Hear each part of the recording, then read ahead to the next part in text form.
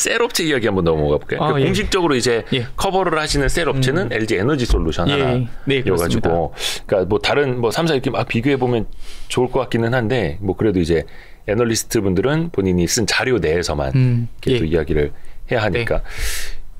아까 이제 4분기 실적 뭐 이런 거 좀 이야기를 했는데, 사실 LG 에너지 솔루션도 4분기 실적은 부진했어요. 예, 맞습니다. 예상보다 안 좋았어요. 예. 네. 그거 좀 잠깐만 이야기를 좀 해주실까요? 4분기 실적 얘기를. 예. 그 4분기 실적 저희가 간략하게 말씀드리면 이제 영업이익 기준으로 2,374억 나왔고 영업이익률이 다소 좀 부진했습니다. 전반적으로 좀 소형 전지 부분 판매가 부진은 했지만 그래도 이 전기차 그리고 ESS 전지 쪽 판매량이 확대되면서 매출액은 그래도 전분기 대비해서는 증가했습니다. 네. 그리고 영업이익 같은 경우도 사실 원래는 이제 전분기와 유사한 수준을 달성을 했지만 좀 일회성 비용이 있었습니다. 뭐 임직원 성과급이라든지 아니면 ESS 과거에 이제 진행되었던 ESS 교체 비용의 이제 증가분이라든지 그러니까 이런 일회성 비용들이 좀 반영이 되면서 좀 일시적으로 영업이익이 감소하면서 시장 기대치 대비해서는 다소 아쉬운 실적 기록을 했다라고 보고 있고 1분기에는 역시나 이 일회성 이제 역량들이 사라지기 때문에 다시 회복할 것으로 저희가 보고 있습니다. 영업이익 기준으로도 4천억대로 다시 회복을 해서 전분기 대비해서는 거의 73% 증익 이어갈 수 있을 거라고 보고 있고 출하량 같은 경우도 전기차 쪽 중심으로 이제 계속해서 증가세 유지하고 있습니다. 네, 그렇게 이제 간략하게 저희가 실적적인 측면은 일단은 말씀드릴 수 있을 것 같아요. 네. LG 에너지 솔루션은 참 그 요 리포트에 조금 있기는 한데 1월 말 기준으로 우리 사주 그 이제 상장 이후에 1년이 넘어서 우리 사주 이제 팔 수 있는 오버행 이슈가 조금 있는데 실제로 어때요? 좀 시장에서도 많이 신경을 쓰던가요? 그 기사도 많이 나오고 했었는데 이게 우리 사주 물량을 파악해 보니까 전체 792만 주였고요. 전체 주식 총수 비중으로 따지면 거의 3.4%. 그러니까 에너지 솔루션, LG 에너지 솔루션 같은 경우는 지금 워낙 LG 화학이 많이 보유를 하고 있고 거의 81% 갖고 있죠. 그리고 뭐 국민연금도 일부 갖고 있고 하다 보니까 좀 시장에 유통되는 유통 물량이 사실 낮은 편입니다. 어떻게 보면 굉장히 희소한 주식이죠. 그렇죠. 근데 유통 물량이 적은데 거기에다 우리 사주가 한 3.4% 되니 매우 크죠. 그렇죠. 절대적으로 되게 적어 보이는데 상대적으로 보면은 되게 커 보이는. 맞습니다.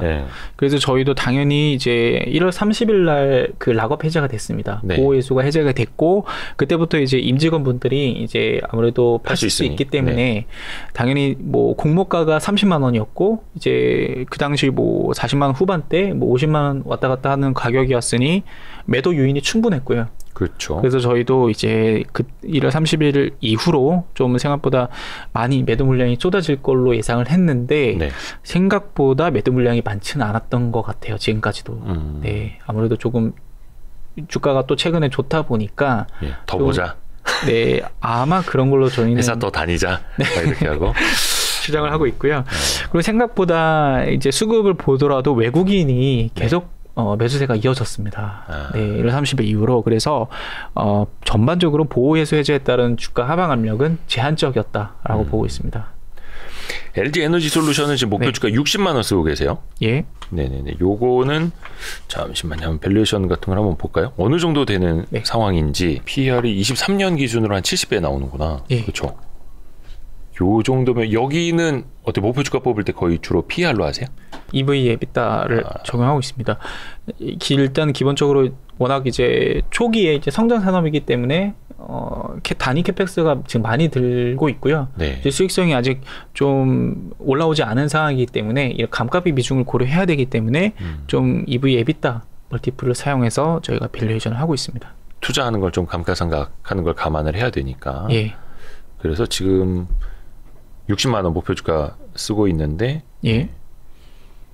요게 1월 말 주가 수준이니까. 근데 또 LG 에너지 솔루션 같은 경우에는 상대적으로 이제 양극재 기업 대비로는 또 많이 오르지는 못했었고 약간 셀 업체들이랑 누가 먼저 가고 누가 따라가고 또 이런 식으로 계속 가더라고요. 최근의 흐름은 그쵸, 양극재 회사들이 그러니까 일부 정확히 말하면 일부 양극재 회사들이 일부 양극재 매우 회사들 강했죠. 주가가 맞습니다. 좋습니다. LG 에너지 솔루션은 그러면 이제 성장 스토리에는 변함이 없는 걸로 보시면 되겠고 좋습니다. 다른 기업들 이게 참 다른 쪽에 투자하시는 분들이 들으면은 서운해하실 수도 있는데 셀과 양극화 물질, 네. 그리고 기타 등등 막 이렇게도 표현을 하는데 네. 하나하나 좀 나눠서 한번 볼까요? 아까 근데 서두에 말씀해 주신 게 양극재 다음으로 좋게 보는 게 동박 네, 쪽이다. 네. 그게 이제 솔루스 첨단 소재가 있고 SKC. 랑 일진 머티리얼즈도 커버하시는 것 중에서는 일진도 커버하세요? 네, 커버하고 있습니다. 네. 하나하나 좀 살펴볼까요, 그러면? 예. 어떤 것부터 볼까요? SKC? 네, SKC 시총순으로 해도 이게 크니까. 근데 여기도 하여간 다들 4분기 실적은 다 안 좋았는데 예. 또 누구는 달려가고 SKC도 최근에 네. 조금 오르던데 그렇죠? 네. SKC는 사실 크게 오르지 못했습니다. 많이 못 올랐네? 네, 네. 다른 같은 동박 회사들이었는데 좀 희비가 엇갈리긴 했습니다. 솔루스 첨단 소재는 조금 올랐고요. 네. SKC는 다소 부진했습니다. 상대적으로? 네. 무슨 차이가 있었을까요? 일단은 두 기업 다 실적은 안 좋았습니다. 역시. 네. 근데 실적은 안 좋았는데 솔루스는 2월 한 12일, 13일 막 이렇게 급등한 적이 있었고 SKC는 좀 주가도 부진했고 이게 무슨 차이예요? 일단 먼저 상대적 비교를 위해 솔루스 첨단 소재 입장에서 좋았던 이유를 먼저 말씀을 드리겠습니다. 네. 솔루스 첨단 소재는 유럽의 이 동박 공장을 갖고 있어서 유럽의 상황과 매우 이제 기업의 실적 그리고 이제 투자 센티먼트가 매우 좀 직결이 되어 있는 종목입니다. 아까 유럽의 IRA 법안이라고 했던 CRMA. 네, CRMA. 네. 유럽의 CRMA. 요것도 그러면 어떻게 보면 이제 투자 심리에 영향을 많이 준 거네요. 그렇죠. 그럴 수 있죠. 그런데 일단 기본적으로 최근에 유럽의 천연가스, 그러니까 지금 유럽이 생각보다 이상고온 현상 때문에 생각보다 겨울이 따뜻했고요. 예. 그리고 생각보다 그래서 천연가스 가격이 많이 내려왔고 많이 떨어졌죠. 천연가스 가격이 내려오다 보니까 당연히 전력 가격도 하향 안정화되고 있거든요. 그 때문에 그동안 적자를 유지하고 있던 이 전지박 그리고 동박 사업부의 수익성이 개선되고 있음을 저희가 확인할 수 있었습니다. 그리고 흑자 전환까지 올해 안으로 기대할 수 있으면서 실적 턴어라운드 기대감에 이제 주가가 특히 상승세를 나타냈다라고 저희가 보고 있고요. 유럽의 날씨를 통해서 솔루스 첨단 소재의 주가까지 이렇게 이어지는 흐름. 참 주식 투자 어렵습니다. 네. 그리고 저도 이제 커버를 하다 보니까 이런 것들을 매크로도 다 체크를 해야겠더라고요. 네. 맞아요. 네. 날씨도 그리고, 중요한 변수예요. 그렇죠. 네. 그리고 반면에 SKC가 좀 부진했던 이유도 말씀을 드리자면 SKC는 이제 4분기 실적에서 이제 동박사업부도 이제 실적이 연말에 고객사 재고 조정 영향으로 다소 부진했지만 화학사업부의 감익폭이 특히 컸습니다. 화학사업부가 지금 4분기에만 전반 좀 시황이 악화되면서 이제 적자로 전환이 됐거든요. 전분기 대비해서. 네.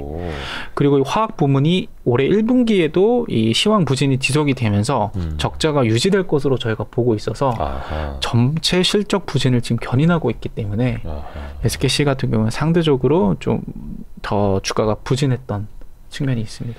동박도 안 좋았는데 화학도 1분기까지도 계속 안 좋을 걸로 보이니. 네, 그렇죠. 그래서 투자 심리 측면에서도 조금은 좋지 않은. 그렇죠. 어떻게 보면 턴어라운드에 대한 기대감이 솔루스 첨단 소재가 더 강했던 것들이 그러니까 좀 주가적으로 좀 좋은 수익률을 시현했던 최근 2달이었습니다. 그리고 아까 또 커버하신다는 게 동박 하나가 일진 머티리얼즈. 그 일진 머티리얼즈는 아직 저희가 실적 발표가 안 나와서 저희가 2월 14일에 하고 있습니다. 저희가 그 부분은 저희가 나오고 나서 저희가 리포트로 그때 코멘트를 해주시면 말씀을 드리도록 하겠습니다. 좋습니다. 동화기업이랑 천보도 커버를 하시죠? 제가 천보는 커버를 하고 있는데 동화기업은 아직 커버는 하고 있지 않습니다. 그래요? 천보는 좀 요즘 상황은 어때요?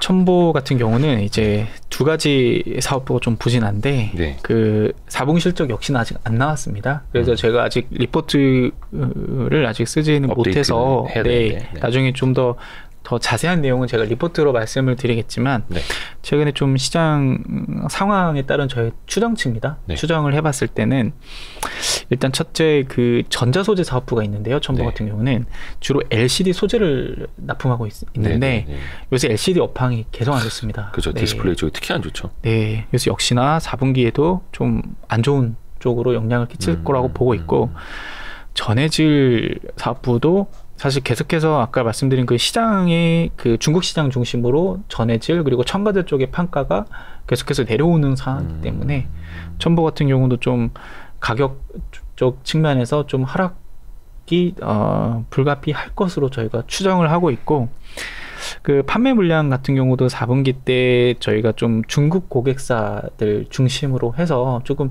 재고 조정이 있었을 것으로 저희가 추정을 하고 있습니다. 네. 그래서 뭐 자세한 건 저희가 실적이 나와봐야 알겠지만 좀 상대적으로 이제 첨보의 4분기 실적은 좀 다소 보수적으로 좀 톤다운을 좀 해야 될 것 같습니다.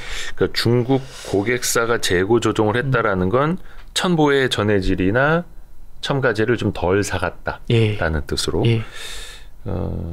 그 앞에서 그 서두에서도 말씀해 주신 것처럼 중국 쪽에서 첨가제나 이제 전해질 같은 것도 공급이 많이 늘었다라고 설명을 좀 해주셨었고요. 약간 이제 좀 전반적인 내용의 이야기인데 사실 2차 전지는 투자하시는 분들이 또 계속 하시고, 예, 그분들이 돈을 다 벌어가고 있고요. 예. 근데 또 어떻게 보면 이제 신고가는 종목들이 꽤 있다 보니까 특히 이제 양극재 기업들 위주로 한 번이라도 조금 차익을 실현했거나 하시는 분들 이게 뭐라 해야 되는가, 이 구름을 잘 지나시는 분들은 수익을 극대화할 수 있겠지만 그 이제 한 번 팔았는데 그 더 비싼 값을 나는 못 사 했던 분들은 또 이제 지붕 쳐다보는 케이스들도 있고 약간 옆에서 이제 겪어보시면서 아, 2차 전지 투자는 이렇게 해야 된다, 이렇게 해야 되는구나 라는 좀 조언 좀 해주니까 어떤 분들은 그냥 믿고 계속 가야 된다 막 이런 분들도 있고. 단기적으로 주가가 제가 서두에서 말씀드린 것처럼 결국에 주가는 이제 펀더멘탈에 수렴하기 마련이다. 다만 그 펀더멘탈 대비 기대치가 앞서가면 주가가 이제 좀 오버밸류 된 것이고 당연히 조정을 겪을 수밖에 없고요. 그러니까 기대 대비 좀 실적이 조금 더 빨리 따라온다. 그러면 이제 더 주가가 다시 올라갈 수도 있는 거죠. 근데 그런 단기적인 급등락은 현업에 있는 저조차 이제 예측하기 어렵다고 보고 있습니다. 그러면 결국 저희는 2차전지 산업을 투자하는 데 있어서는 결국 중장기적으로 좀 긴 호흡으로 가져가는 게 가장 기대 수익률을 높일 수 있는 전략이다라고 말씀을 드리고 있고, 2차전지는 그래도 어떻게 보면 그 목표 지점이 거의 정해져 있습니다. 그러니까 예를 들어 저희가 산업의 평균 성장률이라고 표현을 하고 있는데 저희가 추정컨대 뭐 당장에 25년까지 향후 3년만 하더라도 이 전기차 배터리 시장이 최소 연평균 40% 성장할 것으로 보고 있고 2030년까지 좀 시계열을 길게 끌어본다면 최소 30%는 성장할 수 있는 시장이라고 보고 있습니다. 연평균. 네. 그리고 그러한 성장을 담보하고 있는 가장 중요한 전제는 전기차 침투율입니다. 지금 내연기관차가 연간 이제 한 9천만 대 정도 팔리고 있는 이 시장이 전기차로 전환되는 과정 속에서 작년에 이제 전체 신차 중에 이제 전기차로 판매됐던 대수 침투율이 13%에 불과했습니다.